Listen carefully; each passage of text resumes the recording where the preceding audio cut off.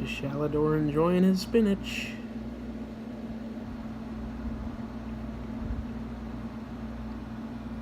Look what loves his spinach.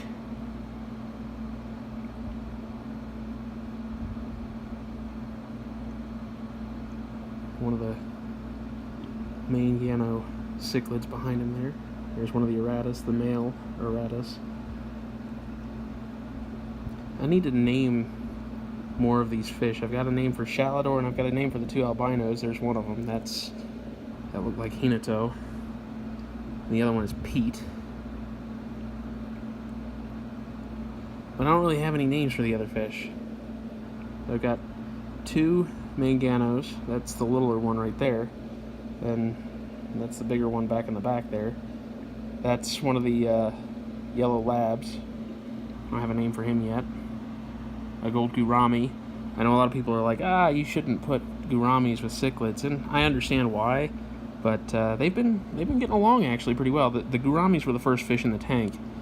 Well, Shalidor was the first fish in the tank. The algae eater you see here, the pleco, he was the first, but the gouramis were second, and so they've pretty well established their own territory in the tank. And here's the other one over here, along with, that's Pete back in the back there, the albino. Oh, and you see the redtail back in the back, a Redtail Shark. This is a mostly cichlid tank. We've got mostly Mbunas. We've got two Mbuna, two Aratus, two yellow labs, and two albino Maylandia zebras. And I think that's it. And then we've got two gouramis, a Redtail Shark, that guy there who just flashed, and Shalidor, the common pleco.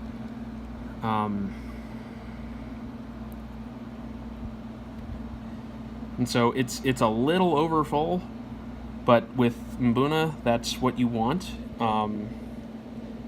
You don't want it to be undercrowded, I guess would be the right term. This guy, he loves, this is a cucumber chunk, and the Redtail Shark just loves that cucumber. He goes up and takes little nibbles out of it every once in a while. Shalidor still destroying that spinach. He really does. He loves that spinach. I was going for a couple of weeks without it because I just didn't have any, and he was very unhappy. He did not like that one bit. So he actually hid behind this mountain of rocks here. Boy, I need to clean the front of my tank, don't I? But yeah, he hid behind those rocks to partly because he doesn't like, he's a pleco, he doesn't like to associate with the other fish here, but also because I wasn't giving him spinach, and so he was a little upset. But I got, last time I was in Alamogordo last week, I got some more spinach, and so he's happy. And the Mbuna, they've been getting along pretty well, actually. I'm genuinely surprised at how well these guys have been getting along. I know I say that and suddenly there's a little bit of a fight breaking out here, but this is normal. This is actually not that bad. This guy, the Mangano here, he's the biggest Mbuna in the tank, lengthwise anyway. He's the biggest, and when he was first introduced to the tank, he was the bully. He was absolutely the alpha dog. He was not going to be bossed around. He was very bullheaded and would chase all the other fish. But he's mellowed out a little bit now, mostly because I think the other fish have learned to kind of leave him alone. I'm really surprised here that this is a male Aratus, the kind of blue looking one here, and he's in the middle of his change. He's going through the color change that and this is the female in front here. That one right there is the female, and I Oh, Shelly left the spinach.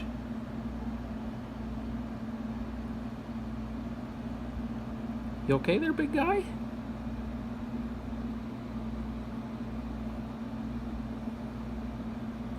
But anyway, so the Aratus Cichlids, I saw them.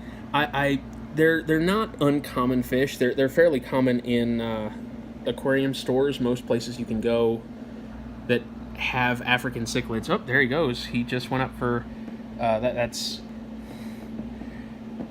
pretty typical pleco behavior. They every once in a while decide they need to get a breath of air, and so they run up to the top of the tank. It's also possible that I'm annoying the piss out of him by shining this light in his eyes. He doesn't really like the light either. They're nocturnal feeders, and so by my shining the light on him, it's perhaps making him upset, especially while he was trying to eat. But anyway, so the Aratuses, they're fairly common. They've disappeared since then. They have fecked off. I don't know where they went. Oh, there's the Redtail getting chased by a gourami, but he's fine. So, back to the Aratuses. There's one of them. There's the female back there. They're fairly common at most fish stores. Stores that have fish and fish accessories. If they sell African cichlids, they sell Aratus cichlids pretty commonly. Except in Alamogordo, and so they don't. Nobody in Alamogordo carries them normally, and so I went to Walmart one day, and sure enough, they had I think 4 Aratus cichlids, and so there's both of them there, and so I bought 2. One of them, the male, was already changing a little bit. He wasn't quite that blue, but he was starting. And so it's like, okay, I know that's a male, and the other one is probably a female, so I bought both of them. But the Aratuses, they're known for being a lot more aggressive in terms of, as far as Mbuna go. They're some of the most aggressive Mbuna out there. And these two have been pretty chill. Like, I'm very surprised at how chill these two have just, like, they've taken to the tank. They're perfectly happy. They were the last 2 fish in the tank. Well, that's not entirely true. The Redtail was the last fish in the tank. That guy there. But the Aratuses were the second to last fish in the tank. They were the last Mbuna in the tank. And I guess that might have helped. Just the fact that the other Mbuna had already established their own territories. And so these two kind of had to eke out a niche for themselves. And they've done a pretty good job. Like I said, they're pretty chill. They're not aggressive, that I've noticed. So I'm pretty happy with them, actually.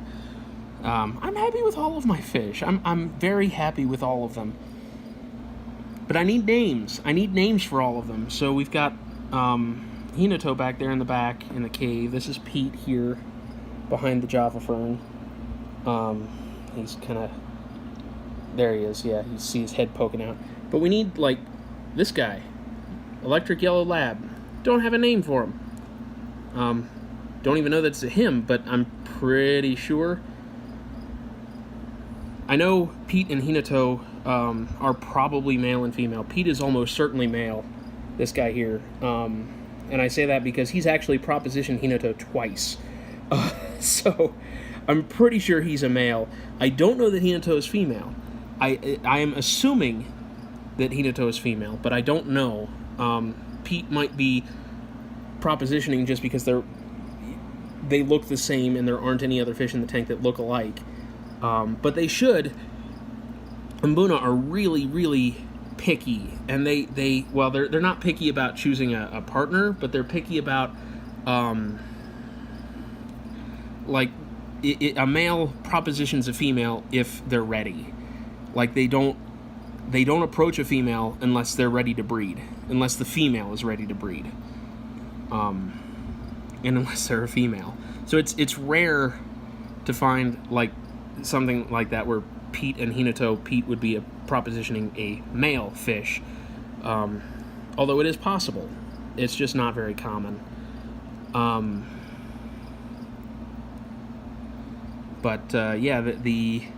I haven't seen any propositioning behavior of any of the others, so I can't tell you if they're male or female. I haven't seen any breeding, but of course, they're all very young. They're all very small.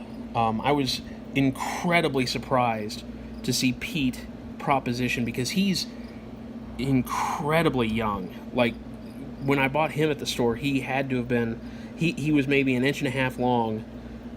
He's much bigger now, but he was about an inch and a half long, and this was only about a month ago. So he's only maybe 2-3 months old.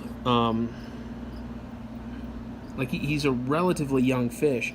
I'd say 2-3 months. He might be up to a year old. I'm not sure. I don't really know the growth cycle of cichlids, but the fact that he has propositioned Hinata means that they're at least healthy. And happy enough to try to do that. But yeah, so the others, that's kind of my hang up on giving names, because I don't know if they're male or female. I'm pretty sure the big Mangano, that guy right there, is male, and I know that guy's male. Pretty sure. The yellow labs, I'm pretty sure that guy's male, just because of the coloration. The bright yellow is not an indicator. It's actually the black, and not just the black on his dorsal fin, the black on his other fins too. Makes me think he's probably male, and he's pretty aggressive. Like, in terms of, so yellow labs are not, I'm sorry, I'm getting a lot of glare off the tank. Yellow labs are not generally aggressive. Of the Mbunas, they're probably the least aggressive that you can find in the aquarium trade. But this guy's pretty up there. He has defended his territory quite regularly, and you can see he's got a big nip in his dorsal fin there, probably from this guy. But he's definitely, of the fish, he is by far the most voracious. He every time I approach the tank, he's up at the top. He's swimming around trying to get my attention, trying to get food. So, and I mean, he's pretty thick. He's gotten fat.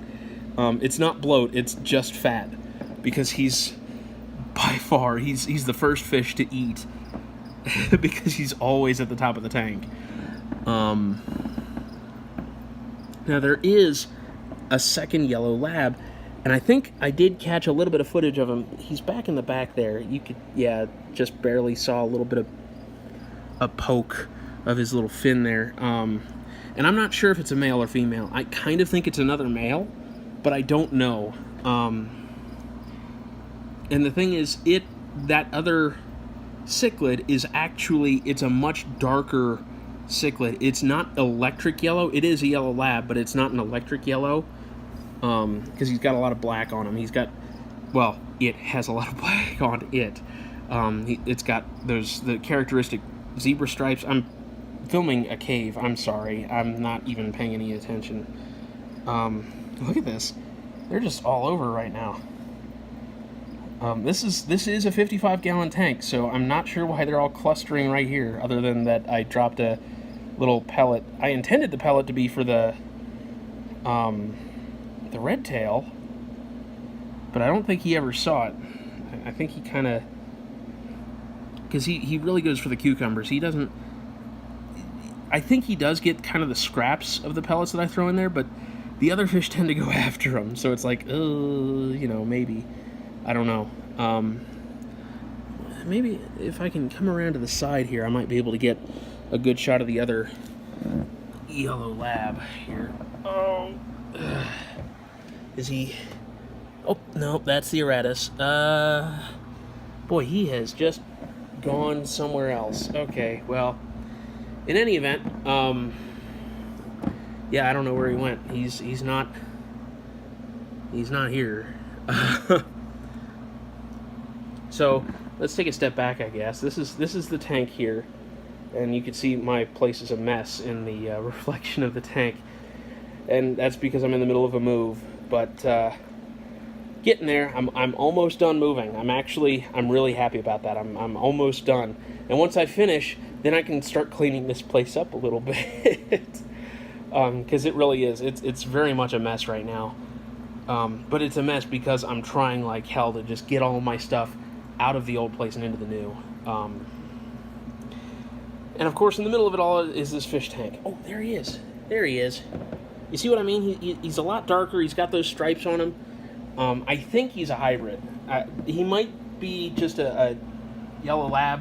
I haven't seen enough pictures of non-electric, because the electric, that guy, is what you see. When you hear of yellow labs, you hear of the electric.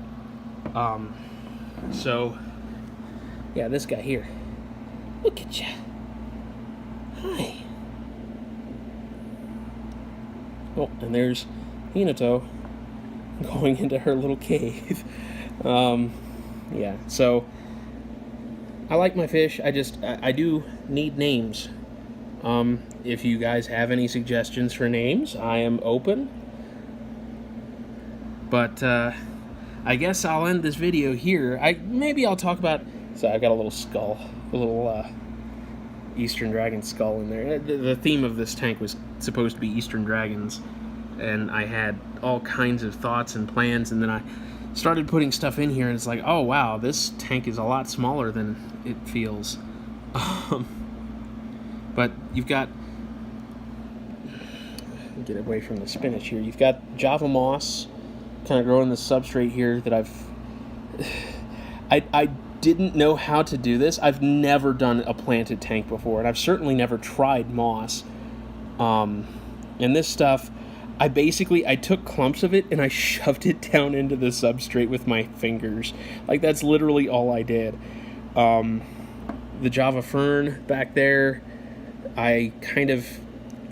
so what I did, like I said, I've never done a planted tank before, and so when I put the Java fern in here along with these Anubias coffeefolias, oh, there's Shally,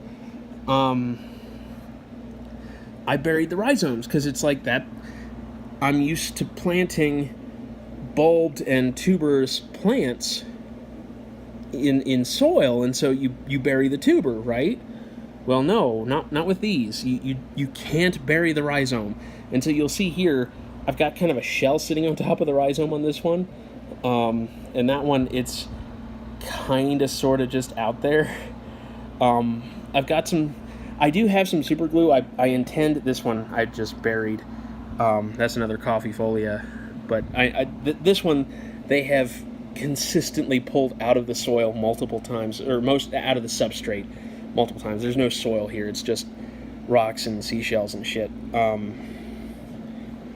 Yeah, they've pulled this one out many times, and so I had to bury the rhizome on this one. But I do have some super glue. I've got some rocks on the way. I intend to super glue the rhizome to the rock and kind of do a little bit of a thing like that. And then back there in the back, you can kind of make it out. There's some jungle Vallisneria americana, which I didn't know, but is all over, and you can kind of see there's a Marimo moss ball in there too, back in the back. Vallisneria americana is all over the boundary waters. So I didn't know this before. I didn't know that this was an aquarium plant, and so I just kind of, people were like, oh yeah, if you're gonna do a planted cichlid tank, you better put some jungle val in there. And I was like, okay, sure. I don't know what it is, so I just looked up jungle val on Amazon and bought some. And I'm taking pictures of this rock again. Look at this little dispute between the Mangano and the Gourami there. They don't normally get into it, but yeah, so I just did a quick search on Amazon and bought the first thing I saw, and it came with 4 sprigs, and I was pretty happy about that. But yeah, then I did a little bit more research, and it turns out it's like all over the United States. And I saw some pictures, and it's like, oh my god, I used to see that all the frigging time in the boundary waters. We canoed the boundary waters in the Scouts, and Boundary Waters Canoe Area Wilderness in Minnesota. And boy howdy, that stuff was all over the shallow ponds and lakes. I mean, just everywhere. Anywhere that the water was shallow enough, that stuff was just constant.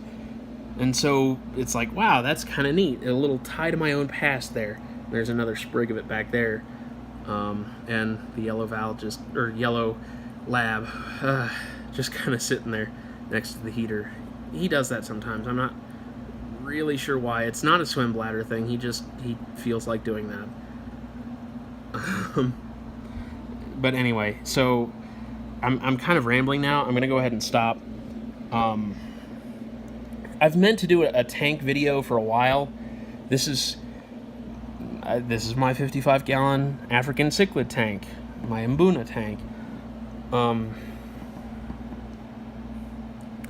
It's filtered. I guess I could talk about that.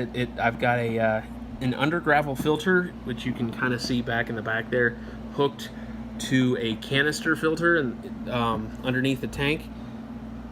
And so I get 2 stages of biological filtration and some more beneficial stuff. I'm rambling right now. It's been 20 minutes and I'm like, I really need to cut it out. So I'm just gonna go ahead and stop. If you guys have any thoughts on names, I'd really appreciate it. Thank you and bye. I might do a beta vid here in a couple of days. I've got a new tank coming, so I've got a gorgeous crown tail beta, and if you've looked at my, if you're following my Twitter feed, which I'm pretty sure all of you are, you've seen my gorgeous beta boy. I love this guy. I don't have a name for him either, but yeah, I love him so much. Oh, we got a little fight with the yellow labs. Don't know what happened there, but anyway, so yeah, the beta, I love him so much, and he's so pretty, but he's in this little pissant 1.5-gallon tank that I've had for years, and I was like, I really don't want to put a beta in there, and then I saw this beta at the store, and I had to have him. So I've got a 5-gallon tank on the way. It's going to be a lot better for him, and I actually have plants on the way for that tank too, and I'm going to do a whole video on that, and then I'll do the beta video with that, so you can see my baby boy. Yeah, I don't know. I don't have a name for him either right now. Oh, Shally just shoved the redtail out of the way. But yeah, so that's the tank. I have false ended this video 3 times now, so I'm gonna stop. I don't think I can turn this around unless I turn the whole thing around, in which case I don't know what I'm looking at here. So I'm not gonna do it. So bye everybody. I'll see you later.